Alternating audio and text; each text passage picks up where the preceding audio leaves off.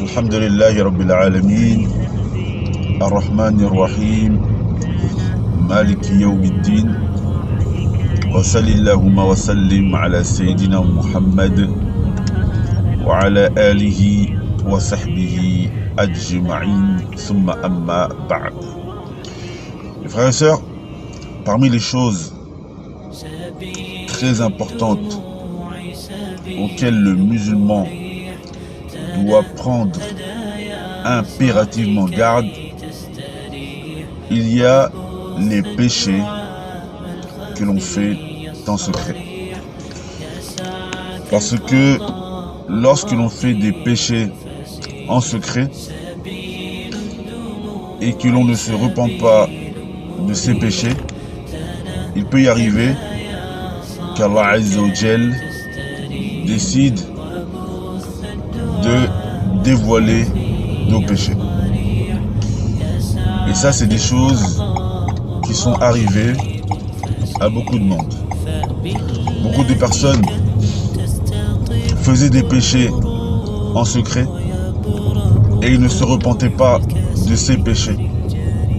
Et il est arrivé qu'Allah Azza wa Jal a dévoilé leurs péchés, et cela au vu et au su de tout le monde.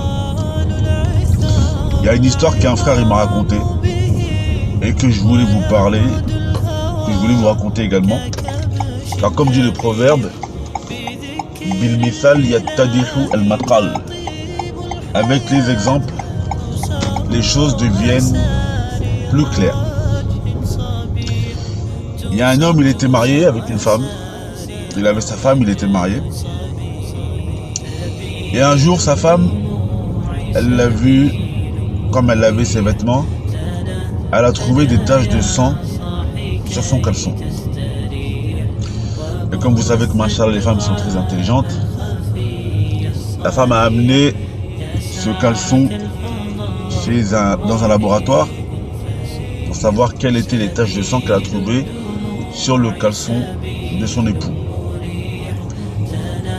Et alors le constat est sans appel, l'époux il avait attrapé une maladie sexuellement transmissible.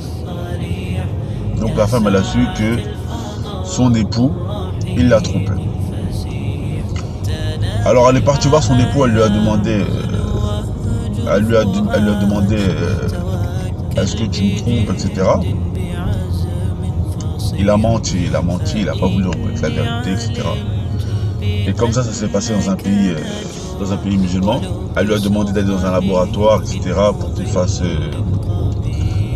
les tests, est-ce qu'il a pour cette maladie. Également, il n'a pas voulu y aller. Et donc le tribunal l'a obligé, parce que c'est comme ça que ça se passe dans certains pays musulmans, le tribunal l'a obligé, parce que l'adultère dans certains pays musulmans, elle est punie. Donc l'hôpital l'a obligé à aller dans le laboratoire pour faire des tests, etc., pour confirmer les premiers tests. Et donc il est parti, et là, son péché a été dévoilé devant tout le monde. Et ensuite son épouse a demandé le divorce.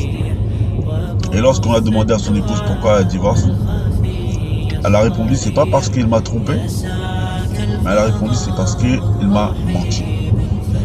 Alors regardez mes frères et sœurs, comment cet homme, son péché a été dévoilé. Donc la morale dans cette histoire, c'est qu'un homme qui trompe son épouse, ou une épouse qui trompe son époux, ça c'est des choses qui peuvent arriver. On peut voler de l'argent à son employeur, voler de l'argent à ses parents. Tous ces péchés-là, c'est des choses qui peuvent arriver, c'est des choses qui arrivent. Mais maintenant, le croyant, il se repent.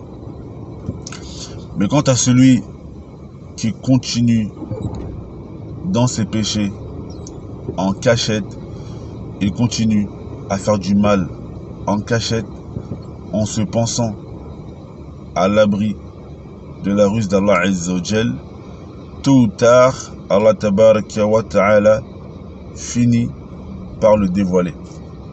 Et c'est pour ça qu'après, beaucoup de gens, ils viennent, quand ils perdent leur épouse, ils sont mal parce qu'ils se rendent compte qu'ils étaient mariés avec une femme en or. Quand ils perdent leur emploi, ils se rendent compte qu'ils avaient un super emploi, quand ils ont pas été professionnels. Bref, lorsque l'on perd une chose qui est précieuse, c'est en général à ce moment-là qu'on se rend compte. Donc la morale de l'histoire, mes frères et sœurs, c'est que lorsque l'on fait un péché, il faut se repentir à Allah Azza wa Jal directement, et il ne faut pas continuer ce péché en cachette. Nous pensons à l'abri du fait que notre péché soit dévoilé. On demande à Allah Azza wa Jal de nous guider. Inna waliyu dhalika wal qadiru alayhi walhamdulillahi rabbil alamin.